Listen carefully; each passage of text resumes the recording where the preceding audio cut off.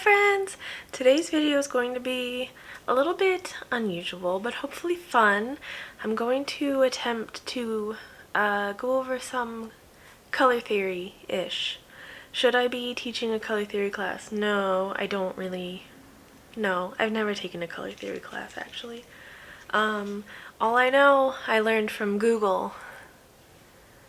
But hopefully this helps a little bit in understanding how you can create colorways or colors for yarn dyeing, mixing different colors that you have on hand.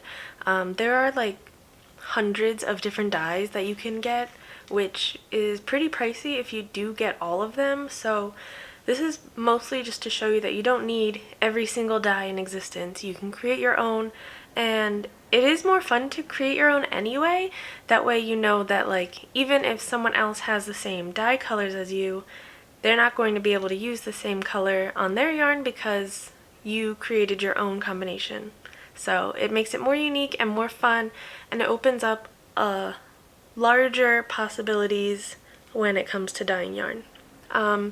This is not supposed to be super in-depth or anything. Like I said, I've never even taken a color theory class, being very upfront about that.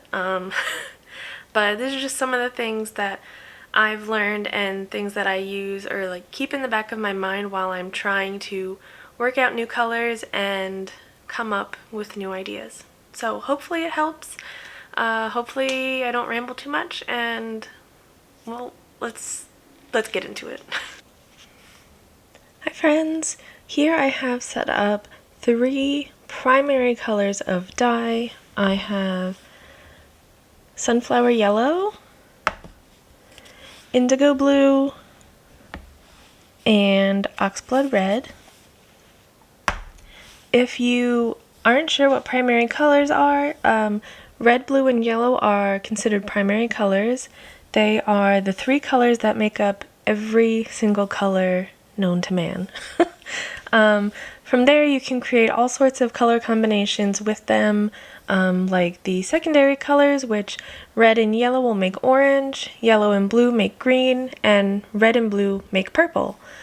On top of that, you can make shades of these colors by adding black to them, makes them darker, sometimes a little duller, or you can tint them and make them much lighter by adding white to them, or essentially what happens when we add yarn to them.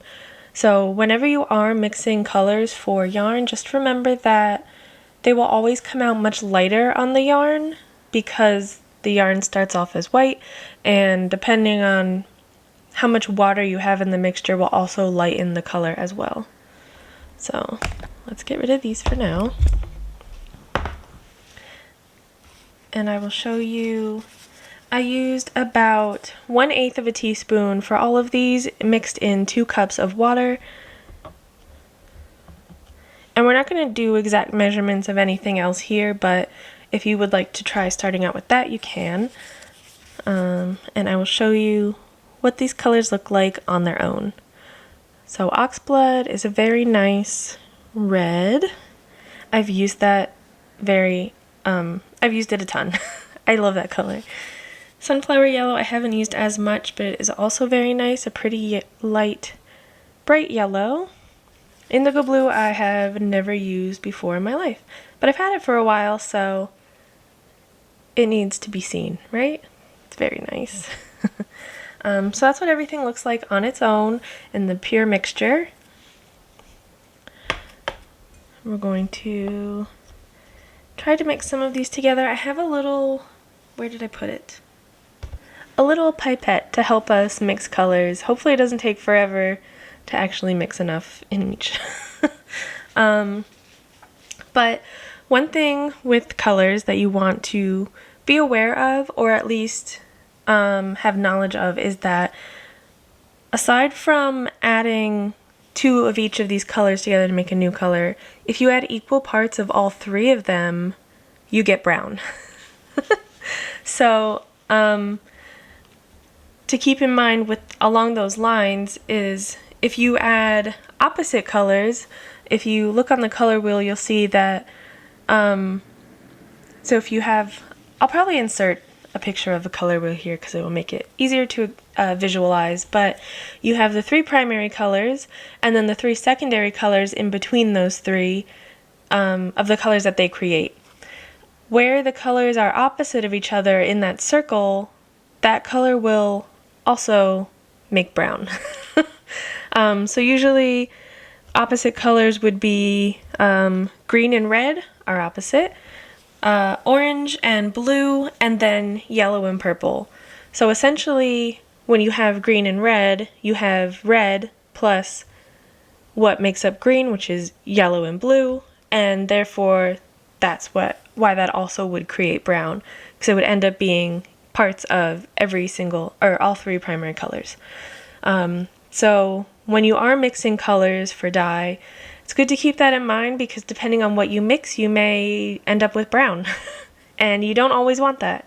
Sometimes, but not always. Another good thing to think about while we're on the subject of brown, I don't know why I keep going back to brown, but I've noticed that a lot of browns, for some reason, a lot of the brown dyes that I have kind of look purple to me, and a good way to like neutralize that is to add yellow to it, since purple and yellow are opposites, so if you add them together, they make brown, they kind of cancel out. So if you have something that is leaning more towards a color than you'd like, and you want to bring it back, you can also add the opposite color. If you add too much, you could, of course, get brown, but sometimes that really does help neutralize things. If you're familiar, if you have ever bleached your hair or seen someone who has bleached hair, you know that, or maybe you've seen that a lot of times it can come out like brassy, kind of orange, a little bit yellow, and a great way to help that look more blonde is by using purple shampoo, because it evens out, like it takes out, kind of cancels out that orange brassiness. So yeah, it's kind of similar to that. So to start, we're just going to mix a few colors together and see what we can create on our own without needing another dye or anything like that. So I'm going to start by taking some red.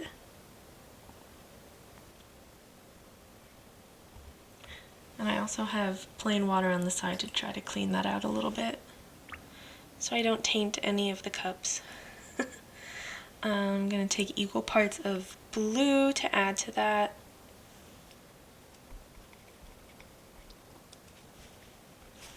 And let's see what color we have created. Should be purple. Ooh, that's a very nice purple. It almost looks black on camera.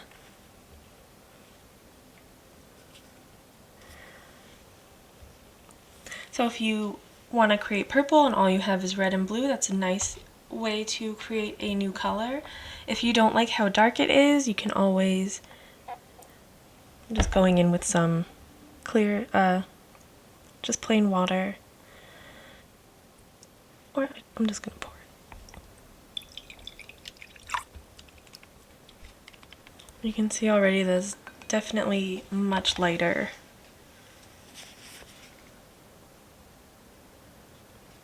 And now it's almost pastel. You can barely see it on camera. But compared to what we started with, we didn't add any other dye, and we've gotten 2 really great colors out of the 3 we started with. Another thing, I think I did mention this already, but whatever color you have mixed in your dye, just remember that it will always be lighter on the yarn. This is just a small piece of a paper towel that I got some dye on, but the yarn is much bigger. There's more yardage to cover and more surface area, so it will definitely lighten the tone out a lot. So I really like to get like the same like tone and color that I am looking for, knowing that it might be lighter. If I do want it to stay the same color as like in the mixture that I made before adding the yarn, I will usually at least double what I've added already. I'll start lower and then work my way up. That way I can see more clearly what the color will look like when it's like diluted. Sometimes if I've added too much color at once, it's so dark, it's sometimes hard to know like what colors will come through. Another thing to keep in mind with some dyes is, and this is more of a trial and error, getting to know the dyes that you have. This is not really part of color theory at all. But all of the dyes are made up of very small particles of different colors of dye, essentially. When you get to colors that aren't the primary colors, they are usually made up of mixtures of these. So sometimes if you have, say, a brown yarn, back to brown, sometimes if you speckle with a brown yarn, it'll break apart into the dye particles will be like, maybe some are brown looking, but some will be red. You might see yellow speckles, and that's how you get like a variety of speckles and like all of that kind of fun. But that can also be kind of frustrating when you are starting out. Like if you have a dark brown and you want that dark brown speckle, you may not know until you use it on yarn like how it breaks apart on it. So you may still have that dark brown, but then like subtle hints of other colors, mostly the primary colors. Like another good example is I have an olive green dye that I really like to use. It's more so brown, but when I speckle it, there are definitely sometimes lighter blue chunks in it, which I do like, and I know that it does that now, so I use it on purpose sometimes. That's another thing to look out for. The same kind of goes for when you are using the dye on the yarn as well. Even if it's already mixed, sometimes certain particles in the dye will exhaust or strike on the yarn first, and then the other ones will after, if that makes sense. Sometimes it depends on the heat or the amount of acid, where like certain parts of a dye may not show up on the yarn right away, and that also affects the color outcome. Sometimes when creating tonals, if I mix like a green and a black to get like a darker green, I'll notice like initially the skein itself looks very gray because it's like picking up more of the black and like the darker parts of the dye that I had mixed. Even though altogether the mixture looked like a really like foresty green, it'll still only exhaust certain parts, and then eventually the rest of the green in the dye will exhaust onto the yarn, and it gives it, depending on the mixtures you add, it can change the overall look. So that's another thing to think about when you do mix multiple dyes together to create a new one. It still makes it really unique, and I really like how different it is. Sometimes it is a little frustrating if you mix something and it looks super nice and then you put the yarn in and it only like pulls a certain way. I don't know. There's a lot to think about. But yeah. Since we've talked about brown so much, let's go ahead and make some brown. That sounds kind of dirty. So we already added red and blue earlier. Therefore, we just need some yellow. And I'm going to add a little bit more of each color since I had thinned it out after mixing, just to see how dark we can get it.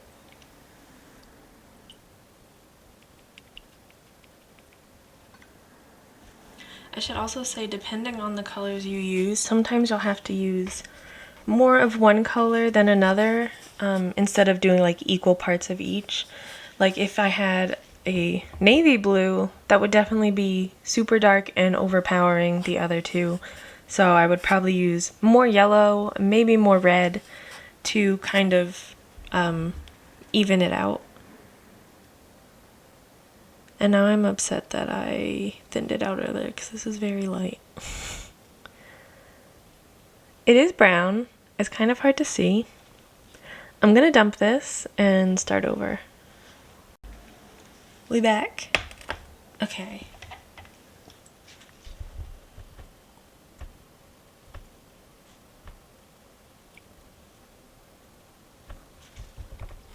Take a momentary pause for orange.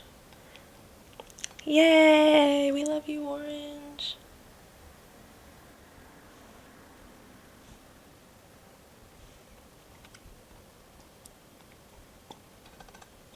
Okay, it is looking a little bit purple,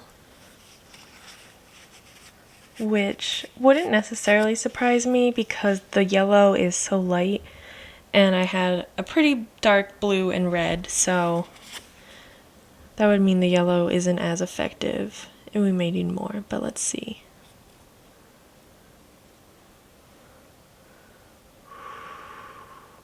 Pretty close to brown, but I would say it does need yellow.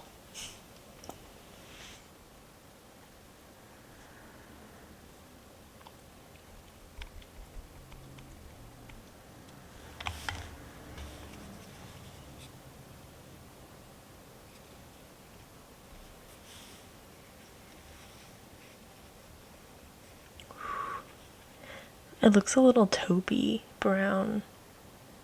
I really like that. I should remember that recipe.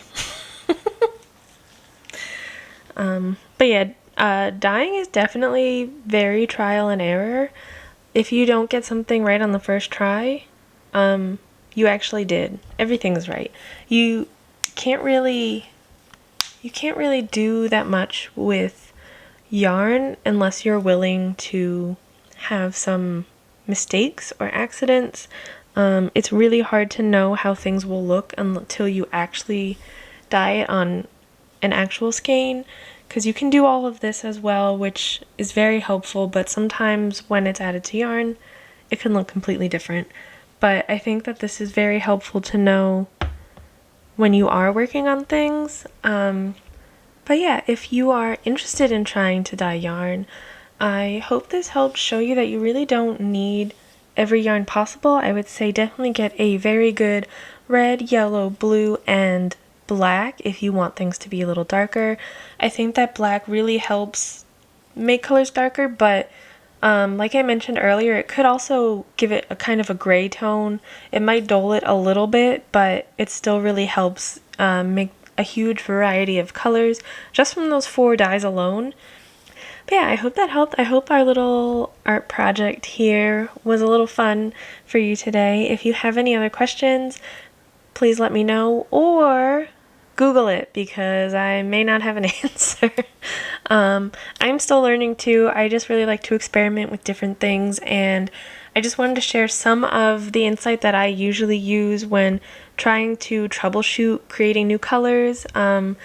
It can be frustrating, but it's really helpful to know what adding different colors might do and how it might affect a dye color. But yeah, hopefully this helps, and I'll see you for the dyeing tonals video, which is coming soon. Just kidding, I'm back because green didn't make an appearance, and now I feel bad, so let's make some green. Although I do want this to be a pretty bright green, so I'm gonna add extra yellow. And a little bit of blue. Let's see what one thing of blue does. Yeah, see, I added all that yellow, one thing of blue, and it's still pretty dark.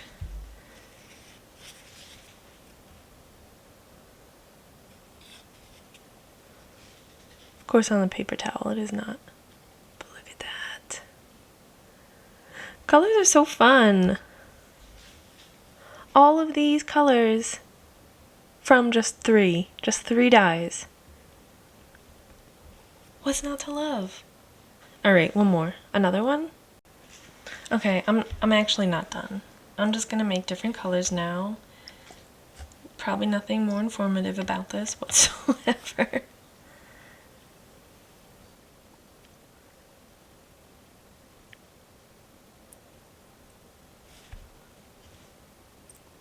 This is just some clear water now.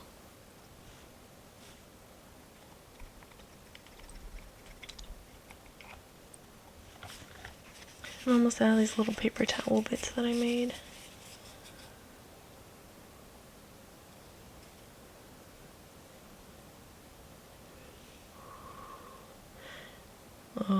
it's like watermelon and strawberry red, just from the one red. Let us go forth.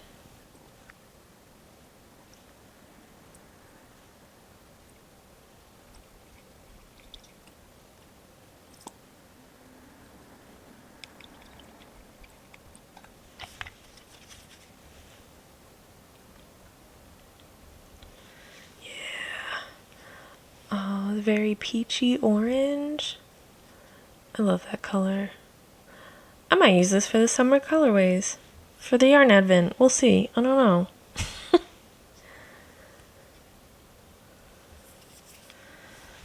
Okay. I don't want to overpower this with blue.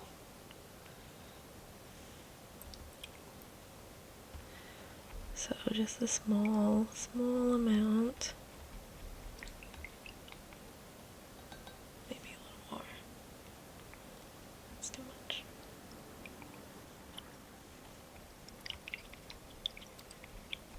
So blue and peach should be close to brown. Yeah. And look how different it is from the other browns that look pretty gray right now. That's crazy. It's so much fun mixing dyes. Like, why are colors so fun? Kind of crazy. Okay, out of paper towels that I pre-cut up, but let's keep going to make a darker brown that has a little more red and yellow. And extra yellow.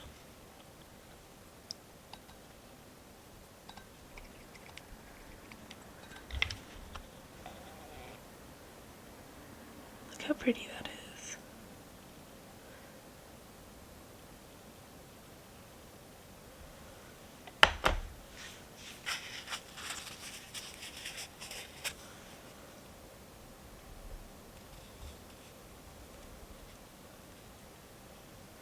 I feel like that is more of a true brown, slightly taupe again. But you can see next to that one, it is still a different color. I'm still also staring at this light purple that I love. Okay, I could probably do this forever. There's literally a million possibilities of different hues and saturations that you can use depending on how much of each color you want to add. Yarn is like limitless. It just is. This is how so many dyers can exist and have completely different dyeing styles, completely different colors and techniques, and all be unique and wonderful, and there's room for everyone. So if you are interested in dyeing yarn, I think you should do it. You don't need every dye, you just need 3. You don't even need black. Like, look at all these colors we created with just these 3. It's crazy, and I think it's addicting, so if you are afraid of being addicted to this, then maybe don't start. Otherwise, you should order some dyes right now. Thank you for listening to my ramblings. Goodbye for real. Have any of you seen the Matilda musical? Because all I want to keep singing is, all I know I learned from Google. Okay.